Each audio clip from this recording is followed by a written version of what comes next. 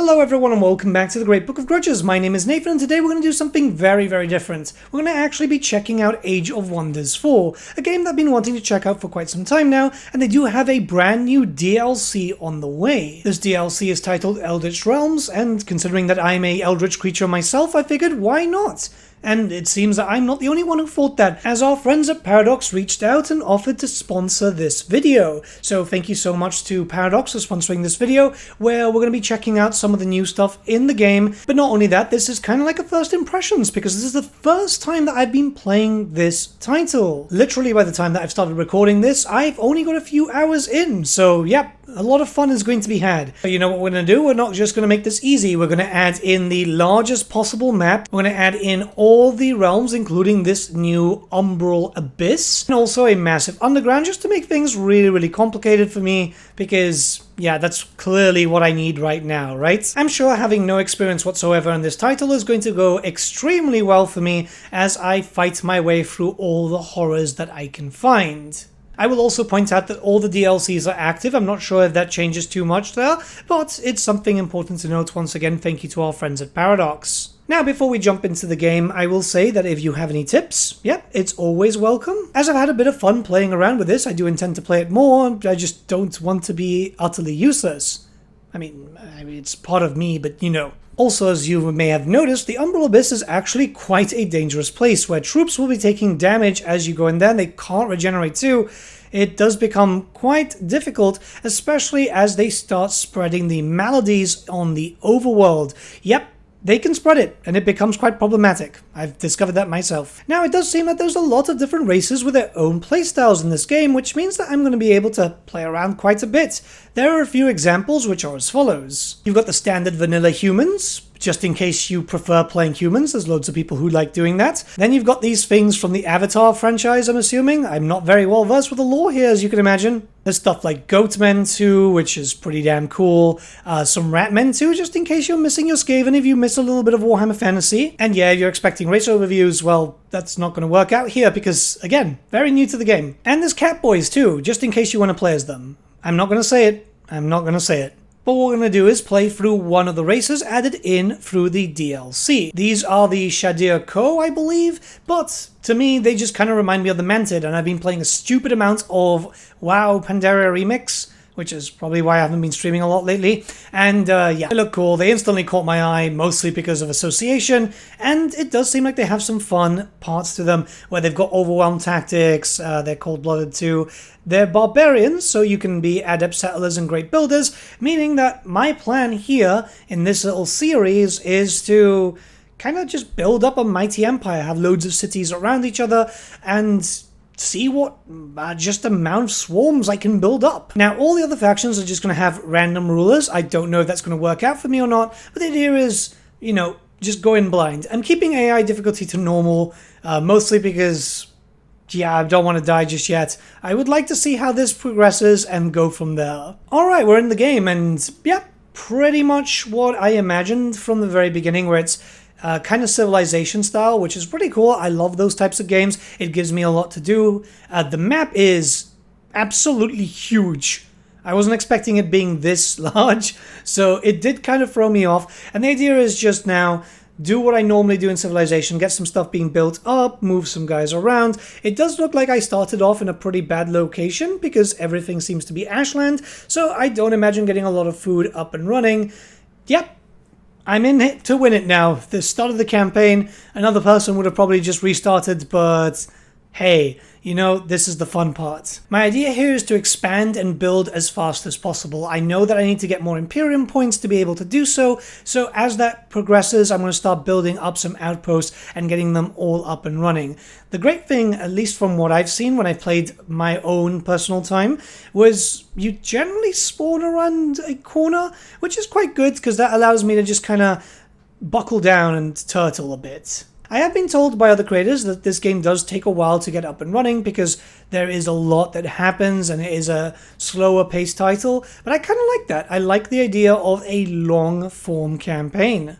So very early into my campaign, I actually found a brand new item, and this is actually kind of cool. See, you can pick up items, and you can actually put them onto your characters. It will change their abilities, it will change their skills. It depends on what you pick up and what weapon it is, and so on. Here it's just a shield, but it is quite a defensive shield, which always is going to be quite useful. There is a brigand camp near me too, which I have been told I need to take care of those as fast as possible if I start to notice them, or else they'll start to send some invasion forces at me. So, yeah, you know, I'm taking advice. It also gives me the opportunity to show off the combat, because the combat itself is not what I was expecting, actually. It actually ended up being much better.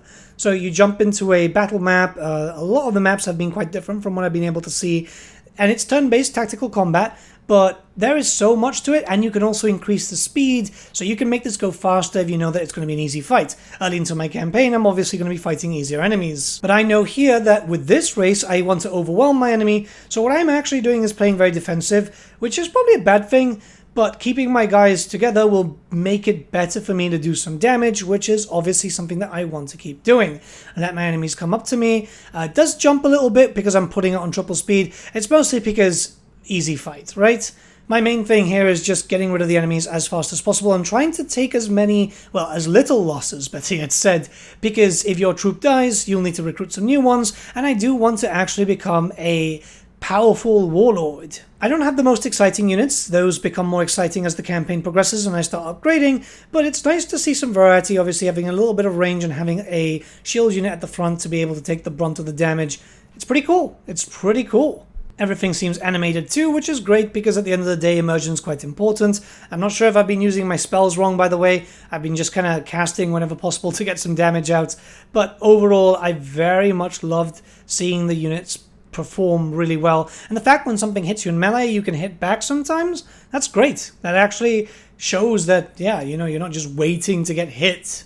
Unfortunately, I did lose a unit, but that's fine. That's pretty early. I can actually start recruiting more. We did get a powerful new item too, which is pretty cool. And the main thing is, this is a choke point. I'm going to start building a outpost around this location because what I want to do is just protect my capital city. I'm not sure if it's a game over if I lose it, but I'm just being safer than sorry. Plus, more cities means getting more resources out. Right now, we can have a limit of up to 4 cities, but that can be expanded upon by using Imperium points, and that's what I'm trying to go for, as it just feels like spamming cities might be a good idea, especially kind of thematic when you're playing as a bug race, right? So I'm a few turns in now, and I've already made a faction known as a free city, and these are more of these bug people, which works out quite well. And I know that I can give them a whispering stone, which is basically a "you're my friend now, you're my friend now." And eventually, if I keep saying it, they're going to be my friend. So yeah, we're going to keep on doing that. We're basically protecting our north with that, and we're starting to expand with our 2 settlements so far. The idea is just to get as much up and running by moving my forces around, getting rid of some of the normal troops around that area too, just to get some XP up and running and level up my characters. Needless to say, I'm very poor right now, but we do have some decent generation, because surely if I have a massive swarm of settlements, I should be fine, right? Right? There's some great roleplay aspects here, because there's a bunch of quests, and yeah, it might say go and kill these people. And then you'll find out that you don't have to kill these people. You can send some guards, you can ignore them. This can actually lead to some negatives to your faction. It depends on what you want to do. Overall, it's kind of cool, because again, element of choice, especially for a title like this, just works very, very well. And as you can see, again, I'm just kind of expanding. I'm trying to build up. I'm trying to get everything that's going to be worth it to me. I'm going to build up my 3rd city now already, which I think by turn 13 isn't too bad, especially with this little roleplay push. By this point, I already have a 2nd army, which is pretty cool. You know, it takes a while. You're going to have to save up some gold to be able to actually buy a 2nd army. And I don't think these discount mented have access to like an OnlyFans. Is there an OnlyFans in the Age of Wonders universe? I must admit, I've been playing this game with the Total War mentality, which... Yep, probably not the best idea. I have lost a bunch of units, but I am picking up brand new mounts, like for example a Bone Wyvern mount, which is super, super cool. The idea was there was another abandoned encampment. I wanted to kind of get rid of that. I was going to build up a 4th settlement over there, but the problem is I realized there was a umbral area there, and I've already got one quite close to me. If you don't know, they spread like herpes, and they start really raking in the negatives, so I wanted to avoid that. Let the guys from Skull Pit, who are currently being my shield, deal with that problem as I start preparing my other stuff, my warriors, and upgrading my 3 settlements. One thing I realized is I can take some regions next to Skull Pit, because while they might not like that, well, it does actually work in my favor. I've got the Whispering Stone, which has been kind of saying that they're my friend more enough that they actually start to think that they are my friends. Also, there was a mine there, I didn't want to lose that. The expansion's been going, it's not been the fastest. I know I could use Imperium power to make it go a bit quicker, but that requires hindsight, and that's something that I don't have. You've seen my Total War streams more than enough. I do really enjoy the combat, I do actually think it's extremely satisfying. My biggest issue is I really need to learn to be more aggressive, as I do play more defensive, and I think that I could actually really do a lot more damage if I just slammed into the enemy forces. The maps are cool. I really enjoy the fact that I've been seeing loads and loads of different maps, loads of different biomes. It's very important with a game like this, especially for a fantasy title where you need the variety or else things are going to get boring very, very quickly. You can see me going into defensive mode and shield wall a lot. The great thing is I was not really dealing with some very difficult enemies, so I was able just to kind of hold them back and then swarm around them, which kind of works out with these guys as far as I'm aware. Again, I might be doing something wrong, let me know. Besides, the major problems come later in the video, and oh boy are there some major problems. Like, remember I mentioned that the umbral stuff starts spreading like herpes? Well, it's spreading, and it's getting closer and closer to me. And yeah, I kind of ignored it for a while. That's not a good idea. Mostly because I looked at it, it looked absolutely massive. Let's be honest, when a new plane is going to be added in, it's definitely not going to be an easy one to fight through, is it? So I just pretended it didn't exist and just went on my merry way. I know, not a good idea. But in most cases, I was too busy as I had already started meeting some other factions, like, I don't know, Bloody Mary over here, and she doesn't like me. None of the factions I've met liked me. I've just been giving them some money and hoping for the best. I don't understand. I mean, yeah, sure, bug people, but don't you see giant bugs and go, hey, friends? No? Just me? Okay. You can see how I'm ignoring all the umbral stuff at the north, but I'm happily expanding everywhere else. Like, for example, here is an ancient wonder, a lair of silk, which counts as a quarry and is also quite beneficial for me to annex. Well, this area is under control by some giant creepy crawlies that I could set fire to, or just attack or retreat. You get loads of options. In other cases, yeah, there's a lot of different options when you go to different wonders. It's kind of cool. Again, variety, it's great. This is why I'm kind of interested in covering this game more. But yeah, you know, let's just jump right in, do some damage, and hurt them.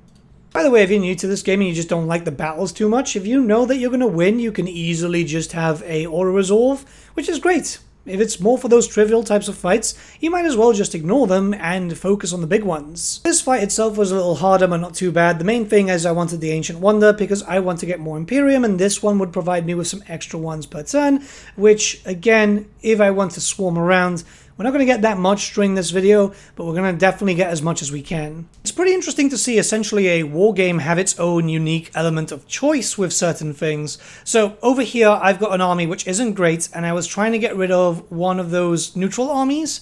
I had the choice. I could actually slay them all if I wanted to, or even conscript them as laborers. And yeah, I mean, that worked out pretty well. It gave me a bunch of production, which allowed me to just sort out some construction a little bit faster. It shows that you don't have to be the evil guy all the time. There is actual alignment here, so you can go from good to evil, so it's nice to have the option. One thing I haven't praised yet is unit design. So my scout is getting attacked, which is actually quite interesting considering that he's been there by himself for a while.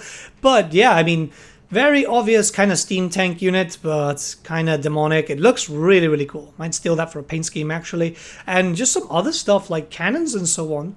Like, the units look great. You're never going to be getting too up close to them, but it's nice to see so much detail on them. So we're about turn 47. Again, first proper campaign. Our allies, or our vassals, better yet said, have expanded quite heavily, and we've also been doing quite well in terms of expansion. The 3 settlements that we've got up and running have been doing pretty well, I must say.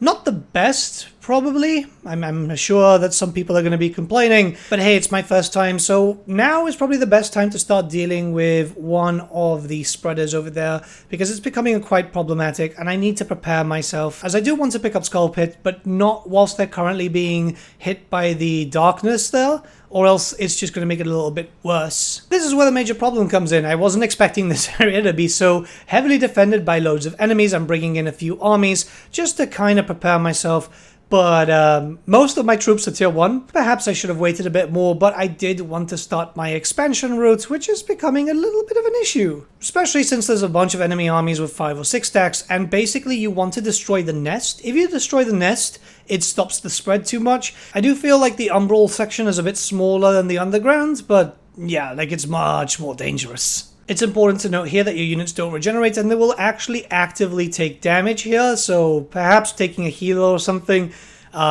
First army attacked me with very, very basic troops, but I'm already starting to suffer, and I was already thinking, yeah, maybe it's time to go. Maybe it's time to run away, because it's clearly not my time to be down here. But of course, I am an idiot, and decided to charge. Yep. Not the best idea, not my brightest day. I must say that obviously these maps are gorgeous. They look really, really, really cool. But my troops started taking heavy damage. Losses and losses and losses. And, well, you guessed it, more losses. They hit hard. They hit very, very hard. I would not suggest coming in here with weaker forces. And since the enemy also decided to attack me, things became problematic. That's all I can say. This is my first campaign after all, but one of my armies was completely destroyed, and the second one was destroyed thereafter. That was my faction leader. He's fine, he'll be back in a while, I think. I hope. Oh god, I hope so. But, yep, difficult. Very different, honestly. It does give me some Civilization, but with extra steps vibes, which is kind of cool. Honestly, I don't play a lot of Civ. I mostly just play Total War. But this was really enjoyable. I think that I'm going to be playing this more, and by this point I'm hoping that I've streamed it. It's a fantasy game. You guys know that I like a fantasy game, especially a slow grow one, because it means that I can spend loads of time on it and just relax. This is definitely one of these games that I'm likely going to be playing a lot.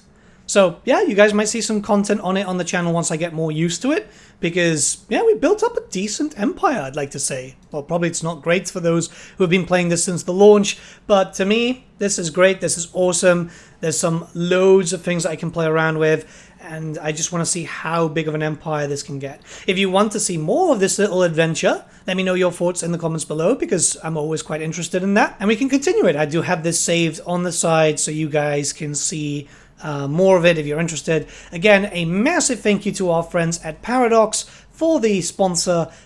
This has been really genuinely fun. I'm looking forward to seeing what type of fuckery we can get up to. Have a great day, everyone, and I'll see you all again very, very soon.